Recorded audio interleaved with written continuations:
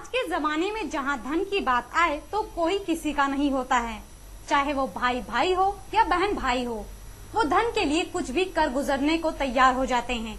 अगर इस कलयुग में ईमानदारी की बात की जाए तो वह आश्चर्यजनक सुनने में जरूर लगेगी, लेकिन ये सत्य कर दिखाया है सुरेश आंग्रे ने। सुरेश आंग्रे रोज की तरह चर्चगेट से बोरीवली जा रहे थे कि बोरीवली स्टेशन पर उतरते वक्त उन्होंने देखा कि एक लावारिस बैग ट्रेन के कंपार्टमेंट में पड़ी हुई थी। उन्होंने सभी से पूछा कि ये बैग किसका है, लेकिन किसी ने बैग को अपनाने से भी इनकार कर दिया। सुरेश आंग्रे ने बैग को खोलकर देखा तो उसके अंदर मिठाई के डिब्बे पड़े दिखे और उसे वापस बंद कर घर ले गए और घर जाकर देखा तो उस मिठाई के डिब्बे में सोने के आभूषण थे और उसमें एक विजिटिंग कार्ड भी था। उन्होंने दूसरे दिन उस कार्ड के पते पर जाकर उस आदमी की खोज की और पूछा कि क्या आपका कोई सामान खो गया है, तो उस व्यक्ति ने कहा कि मेरे सोने के आभूषण खो गए हैं। सुरेश ने कहा कि वो मेरे पास हैं और अपने घर का पता देकर उसे घर बुलवाया और उस आभूषण को आरपीएफ के वरिष्ठ पुलिस निरीक्षक टीएम कार्यकर्ता के सामने दिया। मैं चर्चगेट से आ रहा था और बोरीवली 7 नंबर पे उतरा तो मैं सेकंड क्लास में था और मैं चलते चलते आ रहा था एक नंबर की तरफ आ रहा तो मैं पान तंबाकू खाने वाला आदमी हूँ, तो बीच में ये रहता है चौड़ा रहता है, उसमें थूकने के लिए गया, थूका और ऐसा मैं वापस चलते सर्वे के पास आ रहा था। उतने मेरा ध्यान गया फर्स्ट क्लास के डब्बे के पास, ऐसा कुछ सोया होगा सब मेरा कभी ऐसा होता है। तो देखा तो सामने मेरे को बैग देखा, कोई डब्बे में कोई नहीं है और सामने बैग पड़ा है। अभी गाड़ी छूटने का टाइमिंग है, पब्लिक कोई ज्यादा कोई नहीं है, तो किसका है क्या मालूम। तो मतलब उठाया तो बोला कुछ इतना कुछ दिखाई नहीं दे रहा है, वजन भी नहीं ज्यादा है, कुछ ये नहीं और कुछ बड़ा चीज भी लगता नहीं हाथ में। तो मतलब कुछ चलो अभी कुछ नहीं दिखाएगा, देखा तो ऐसा रात पे देखा तो मिठाई का पुड़े का जैसा लगा मेरे को और कुछ दिखाई दिया है। तो वापस में ऐसा लेके घर पे गया तो मेरा को एकदम धड़की ऐसी भर गई, कभी देखा भी नहीं ऐसा चीज था और ये देखा तो ऐसा मेरे को लगा कि क्या होगा और क्या नहीं होगा, क्या करूँ मैं इसके लिए और किधर रखूँ और कैसा करूँ। मेरे को रोने को आता था, मेरा बच्चा भी रोता था, कहाँ से लाया पप्पा, ऐसा ऐसा मिला बोला। बोला अभी कुछ बोलो मत, रखो किसको बताओ मत, अपना ऐसे रख देगा, किसी को बोलना नहीं, बाकी में किसी को चाल में। सुबह देखेगा अभी रात को 12:30 बज गए, रात को मैं सोया नहीं, सुबह उठा तो देखा वापस पैसा आगे ना सुई था। बोला अभी क्या करेगा, वही रख देंगे, बाद में आप शादी के लिए जा रहे तो शादी करके आएंगे, आप बाद में देखेंगे।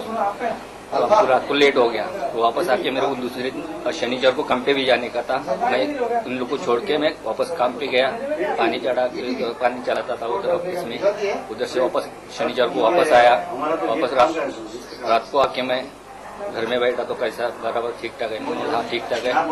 तो मतलब चलो अभी संडे के दिन अपन चेक करेंगे कुछ बाद में। तो चेक का तो उसमें कुछ पेपर वेपर थे नहीं, खाली एक ऐसा एक मिठाई का पुड़े के जैसा बॉक्स मिला, उसमें ये था गोल्ड था सब। ये 14 मई 2010 को इसके कंप्लेनेंट है मिस्टर विरल सुरेश लाठीगरा। ये उनके पिताजी और चाचा जी, इनके साथ इनका जेवी बाजार में दुकान है ज्वेलरी मेकिंग का।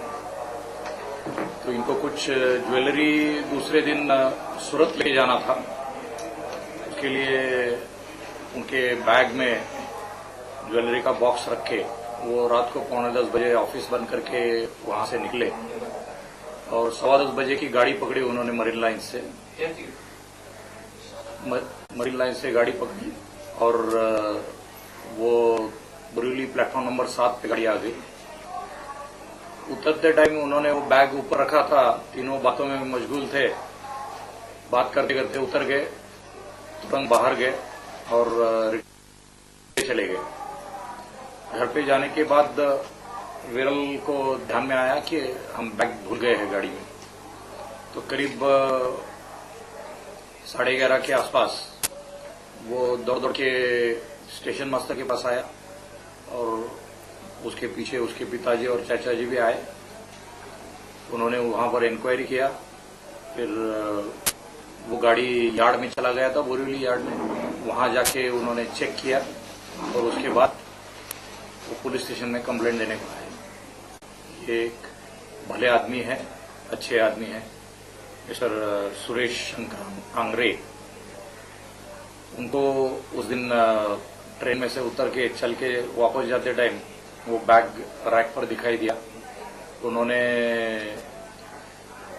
गाड़ी में चढ़ने वाले एक दो लोगों से पूछा, लेकिन उन्होंने इनकार किया कि ये उनका है। तो उन्होंने सोचा अभी लेके क्या करने का, तो वो घर पे गए, बोले जिसका है उसको दे देंगे। घर पे जाके उन्होंने देखा तो वो मिठाई के बॉक्स में वो सब गहने देख के वो हैरान हो गए। C24 न्यूज के लिए आनंद के साथ रेणु तिवारी की रिपोर्ट।